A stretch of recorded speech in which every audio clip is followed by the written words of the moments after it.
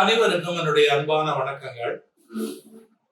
வெளியூர் நான் போறேன் பாத்தீங்களா, அப்ப லக்கேஜ், என்னுடைய பெட்டி லக்கேஜ் வந்து விமானத்துல 15 கிலோ நம்ம ஊர்ல வந்து அனுமதிக்கப்பட்டது. போகும்போது அவளை இருந்துன்னா, வரும்போது எனக்கு பெரிய சிரமம். ஏன்னா நிறைய கிஃப்ட் கொடுப்பாங்கன்னு நினைக்கிறீங்களா? கொடுப்பாங்க. சில பேர் புத்தகங்கள் கொடுப்பாங்க. எனக்கு புத்தகங்கள் வேணும் தான், நான் இல்லைன்னு சொல்லல. என்னுடைய வீட்டு மாடி முழுவதும் புத்தகங்களா தான் இருக்கு. ஆனா எவ்வளவு நான் சுமக்க முடியும், எவ்வளவு நான் படிக்க முடியும்? முன்னெல்லாம் முடிஞ்ச அளவுக்கு இப்ப புத்தகங்கள் எல்லாம் படிக்க முடியல. அது சில சிரமம் இருக்கு.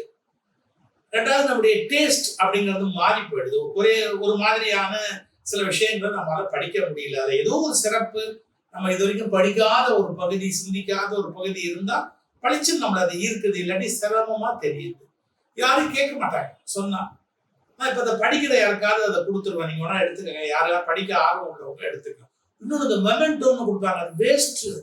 இதுல போட்டு அது யார் சுமக்கிறது, எப்படி பெட்டியில வச்சு கொண்டாடுறது, எவ்வளவு வீட்டுக்குள்ள வச்சுக்கிறது, இதெல்லாம் கொடுமை.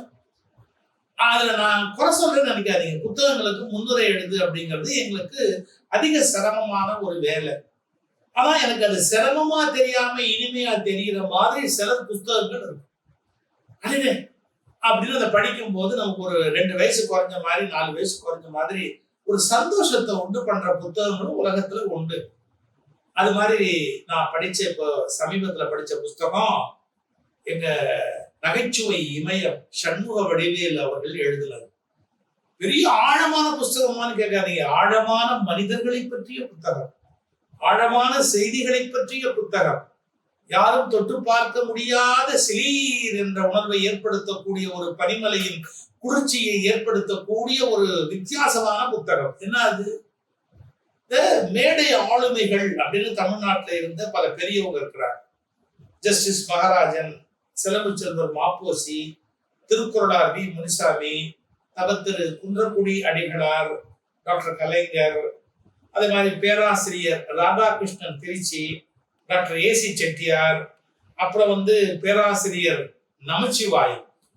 நமச்சிவாய் எப்படின்னு கேட்டீங்கன்னா, யாருமே எதிர்பார்க்காதபடி நகைச்சுவை சொல்றாரு.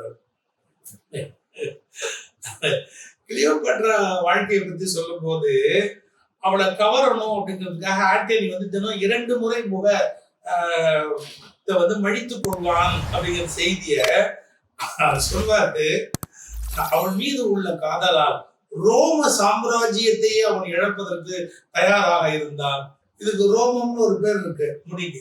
அதனால ரோம சாம்ராஜ்யத்தையே இழப்பதற்கு அவன் தயாராக இருந்தான். அப்படி ஒரு கேள்வி, ஒரு கிண்டல் பேராசிரியர்கிட்ட இருக்கும். அவருடைய அந்த மாதிரி திருக்குறள் முனுசாமி, இன்னும் பல பெரியவர்கள், வாக்கீச கலாநிதி கீவா ஜெகநாதன், கோவை இளைஞர்னார்னு ஒரு பேச்சாளர், அவர் ரொம்ப சீரியஸான பேச்சாளர். அவர்கிட்ட தான் உருவானாரு நம்முடைய ஐயா சண்முக வடிவேலு. ஆனா அவர் சீரியஸா பேசுறத பார்த்தே இவரு அப்படியே நகைச்சுவைக்கு வந்துட்டார். சீரியஸா பேசினா மக்கள் வந்து சிரமப்படுறாங்க அப்படிங்கிறத கண்டுபிடிச்சு அது மாறி வந்துட்டார். சரி, முன்னுரை போதும். இவர் இதை எப்படி புஸ்தகமா எழுதியிருக்கிறாருன்னா, தன் வாழ்க்கையில தான் சந்திச்ச அனுபவங்கள். எனக்கும் அவருக்குமே ஒரு அனுபவங்க, அது கூட அந்த புஸ்தகத்துல எழுதியிருக்கிறார். ஒரு வழக்காடு மன்றத்துல நான் நடுவரா இருக்கேன். இவர் ஆரம்பிக்கிறாரு, எங்க 92 வயசு தாத்தா அப்படின்னாரு. நான் அப்படியே அவர் ஒரு மாதிரி பார்த்துட்டு, இன்னும் இருக்காரா அப்படின்னு கேட்டேன். என்ன ஒரு முறம் மறைச்சார்.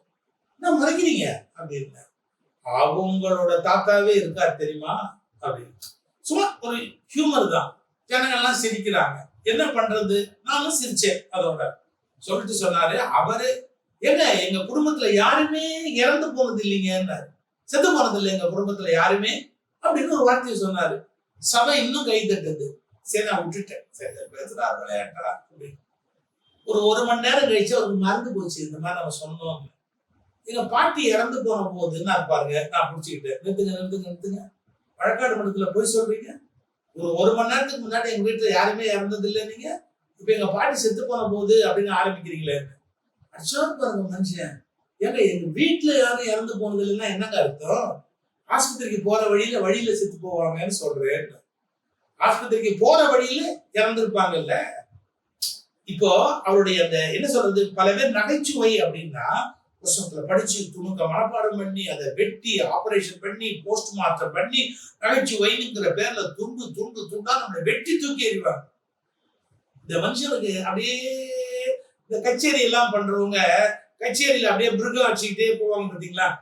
ஒரே ஜோக்க அவர் 2வது முறை சொல்லும் போது சார் நடுவில் 2 வார்த்தை சேர்ப்பார் சார். எவ்வளவு வித்தியாசமா இருக்கும் நீங்க வயிறு அருந்து போயிடும். கேட்டவங்க திருப்பி திருப்பி அவருடைய நகைச்சுவைக்கு சிரிப்பாங்க. இந்த மாதிரியான அனுபவங்களை தொகுத்து அவர் ஒரு புஸ்தகம் ஆக்கியிருக்காரு. அதுல அவர் கேட்ட நகைச்சுவைகள் ஐயா திருக்குறள் முனிசாமி கிட்ட ஒருத்தர் வந்திருக்கிறார். அவர் என்ன பண்ணிருக்கார், அவரை இம்சம் பண்ணியிருக்கார். ஏதோ ஒண்ணு சொல்லி சங்கடமா, ஐயா அதுக்கு அர்த்தம் சொல்லுங்க, ஐயா இது அர்த்தம் பண்ணுங்க. சொல்ல அதெல்லாம் அப்புறம் வச்சுக்கலாம், அந்த லேசா அரிக்குது, கொஞ்சம் சொரிஞ்சு அவர் மறுபடியும் அதை ஆரம்பிச்சு இந்த பக்கமா இருக்கு, இந்த கொஞ்சம் செய். ஒரு 4-5 இடத்த மாத்தி மாத்தி சொன்ன உடனே ஐயா நான் போயிட்டு வரேன் அப்படின்ட்டு அவன் புறம்பு போயிட்டான். என்னங்க இவரை போய் முதுகு சொல்லி சொன்னீங்க. அவன் அப்படிதான் ஏதாவது கேள்வியா கேட்டு கழுத்த இருக்கிறான். அவனை வேற எப்படி நம்ம வெளியே இருக்கிறது, இதுதான் பெஸ்ட் வழி. நீங்க ஒரு சில பர்சனாலிட்டிக்கு இந்த மாதிரியான குறும்பு அது ஏற்படுது சார். கீவாஜா அவர்கள் இலக்கிய தரமா மேடையில் பேசுகிற ஒரு பெரிய ஆளுமை. கீவாஜாவுடைய பேச்ச சண்முகவடிவேல் ரசிச்சு கேட்பார். எங்க மேடைக்கு கீழே உட்கார்ந்து இருப்பார், மேடையில பேசுவார். முடிஞ்சு கீழே வந்தோடனே கீவாஜா சண்முகவடிவேலை பார்த்து ஒரு ஜோக்கெல்லாம் ஆரம்பி அப்படின்னு இவர் ஜோக்குக்கு மேடை விட்டு இறங்கிட்டா கீவாஜா ரசிகர். அந்த மாதிரி ஒரு திறமை ஒரு சண்முகவடிவேல்கிட்ட. இந்த மாதிரி அனுபவங்களை எல்லாம் அவர் அந்த புத்தகத்துல எழுதிக்கிட்டே போறாரு. அப்புறம் பேராசிரியர் நமசிவாயத்தினுடைய ஒரு அருமையான ஒரு நகைச்சுவை. அவருக்கு சிறுநீரக பிரச்சனை வந்தது. மேடையில் இருந்தா கூட அடிக்கடி எழுந்து போய் சிறுநீர் போக வேண்டிய கட்டாயம். அவர் எந்திரிச்சு போறதை பார்த்துட்டு ஒருத்தர் கேட்கிறாரு, ஏங்க கொஞ்சம் அடக்கிட்டு உட்கார மாட்டீங்களா, அடக்கக்கூடாதா அப்படின்னு. அடக்கம் அமரருள்விக்கும் அப்படின்னார் சார். இந்த பொருள் 2 அர்த்தம் உண்டு. அழகா சொன்னா அடக்கம் அமரருள் உய்க்கும்னு பெருமையா திருவள்ளுவர் சொல்றாருன்னு அர்த்தம். அமரர்னா செத்து போனாருன்னு அர்த்தம்.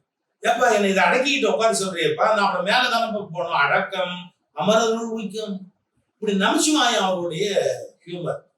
பேராசிரியர் அறிவொளி, நாவுக்கரசர் சத்யசீலர், திருச்சி ராதாகிருஷ்ணன், இவங்க பத்தி எல்லாம் எழுதுறாரு இந்த புத்தகத்துல சார். பேராசிரியர் ராதாகிருஷ்ணன் மிக கண்ணியமான ஒரு பேச்சாளர். ஒரு ஊருக்கு போறாரு சார். அங்க ஒருத்தர் சிகரெட் குடிச்சுக்கிட்டே பேசுறாரு. அவர் எழுத்தாப்புல சிகரெட் ஒண்ணு சொல்லல. ஒரு பெரிய மனிதர் வந்திருக்கிறார், நம்ம சிகரெட் அவர் முகத்துக்கு நேரா குடிக்க கூடாதுங்கிற இங்கிருந்து கூட அவருக்கு தெரியல. ஒண்ணுமே தடுக்கல. பேசிட்டு வந்தாரு பாருங்க பேராசிரியர் ராதாகிருஷ்ணன். அதுக்கப்புறம் அவர் என்ன பண்றாரு, டபக்கு டபக்கு எழுந்து வெளியே ஓடுறாரு. இப்ப சண்முகவடிவேலை பார்த்து ராதாகிருஷ்ணன் கேட்கிறாரு, என்ன உன் கூட்டாளி ஓடி போறான், உன் கூட்டாளி எதுக்கு ஓடுறான் கேளு. உங்களுக்கே தெரியாதா,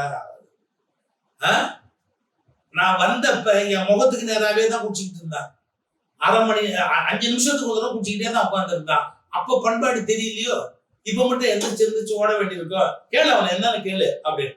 வந்த உடனே அவர் கேட்டாரு, ஏப்பா அப்ப அவர் முகத்துக்கு நேராவே குடிச்சியாமே, இப்ப நீ எந்திரிச்சு போய் குடிக்கிறிய, என்ன சமாச்சாரம் கேட்கிறாரு சார். அவர் பேச்சை கேட்டதுக்கு அப்புறம் அவருக்கு முன்னாடி குடிக்க முடியுமா சார்? நான் மடையனா ஆக மாட்டேன். என்ன பேச்சு சார், எப்படி பேசினார் சார், அவருக்கு முன்னாடி நான் சிகரெட் பிடிச்சா என்னை விட ஒரு மோசமான ஆள் யாராவது இருப்பாங்க சார், என்ன சார் இப்படி பேசுறீங்க, எப்படி பேசினார். அவர் பேச்சினுடைய இந்த பெருமையை ஒரு பக்கம் கொண்டாந்து அவர் எழுத்தாப்புல பிடிச்சா நான் முட்டாள் இல்லையா சார். இதை விட ஒரு சம்பவம், சில பணக்கார அமைப்பாளர்கள் பேச்சாளர்களை அவமதிப்பாங்க. பேசுங்க அப்படிம்பாங்க, என்னமோ இதுக்கு வந்த மாதிரி. இதெல்லாம் நம்ம படத்துல நாகேஸ்வர டைலாக், ஊது ஊது ஊது காசு வாங்குறல்ல ஊது ஊது அப்படின்னு ஒரு அந்த திமுரு. அது மாதிரி சில பேர் கொஞ்சம் அவமதிச்சு பேசுவாங்க. அதே மாதிரி ராதாகிருஷ்ணன் சார்ட்ட கொஞ்சம் மரியாதை குறைவா ஒரு பணக்கார அமைப்பாளர் நடந்துக்கிட்டாங்க. ஒண்ணு இல்லை, இவங்கெல்லாம் வருத்தப்பட்டாங்க, ஐயா இந்த இடத்துக்கு கூட்டு வந்திருக்க கூடாது, இவருக்கு உங்க கௌரவம் தெரியல, கொஞ்சம் மனசுல வச்சுக்காதீங்க. விடுறா அதுக்கு என்ன பண்ண முடியும், அவனுக்கு பணம் இருக்கு அப்படின்னு. 1 மணி நேரம் மேடையில அவர் பேசினார் பாருங்க ராதாகிருஷ்ணன். வீட்டுக்கு வந்த உடனே அந்த பணக்காரர் சாஷ்டாங்கமா காலில் விழுந்து, ஐயா உங்க அருமை தெரியாம நான் நடந்துகிட்டே, என்ன மன்னிக்கணும் அப்படின்னு. அப்போ ஒரு பார்வை ராதாகிருஷ்ணன் அப்படி பார்த்தேன். நம்ம திறமையால வெல்லணுமே ஒழிய அவனுக்கு போய் நம்ம அறிவுரை சொல்லிட்டு இருக்க கூடாது.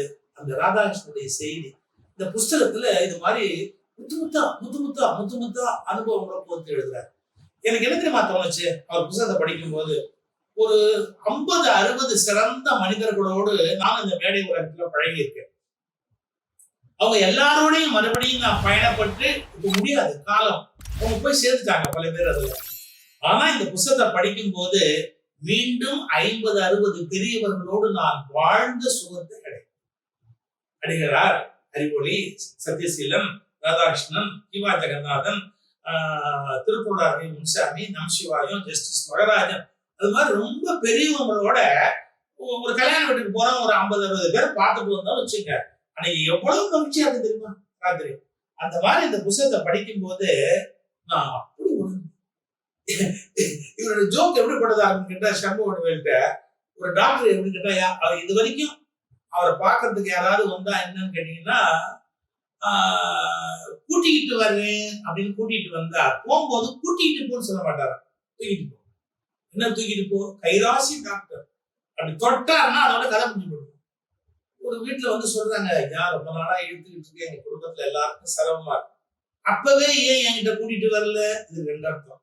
டாக்டர் சொல்றது எங்க உடம்பு சரியில்லைங்கிற அப்பவே என்கிட்ட கூப்பிட்டு வந்திருக்காரு, இல்லைங்க அது போயிடும் சொல்லி தண்ணி எல்லாம் கொடுத்து எல்லாம் வந்து உட்காந்துருக்காங்க, எல்லாரும் வந்து உட்காந்துருக்கான், ஆனா கஷ்டமா இருக்கு, நேரம் வேஸ்ட் பண்ணிட்டீங்களே, என்ன கொண்டாந்துக்க வேண்டியதுன்னு அப்படின்ட்டு அப்படின்னு பல்ச தொட்டுட்டு தூக்கி போங்க அப்படின்றாராம்.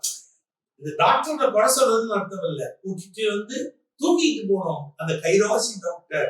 இப்படி அவருடைய லைஃப்ல ஒரு சின்ன கிண்டல். இந்த புத்தகத்தை படித்த போது நான் மிகவும் மகிழ்ந்தேன். அவருக்கு சீனி அப்படின்னு சீனி சண்முகம், அவர் ஒரு நல்ல ஃப்ரெண்டு, அவருடைய நண்பர்கள், அவங்க ரெண்டு பேரும் அவ்வளவு நெருக்கமான நண்பர்கள். அவர்களை பற்றி எல்லாம் சில செய்திகளை இந்த புத்தகத்துல அவர் குறிப்பிடுகிறார். உண்மையில முன்னுரை எழுதி கொடுங்கன்னு சொன்னா நான் தண்டனையாக சில நேரத்துல அனுபவிச்சிருக்கேன். என்னால முடியல, அவங்க நான் குறை சொல்லல எழுதுனவங்க, எனக்குன்னு ஒரு எல்லை இருக்குல்ல, எவ்வளவு காலம் நான் இந்த கடை வச்சுக்கிட்டே படிச்சுக்கிட்டு எழுதிக்கிட்டு என்னால இருக்க முடியும். ஆனா மகிழ்ச்சியா மீண்டும் நான் பலரோடு பழகி வரக்கூடிய பாக்கியத்தை எனக்கு கொடுத்தவர் நகைச்சுவை இமயம் சண்முகவுடைய.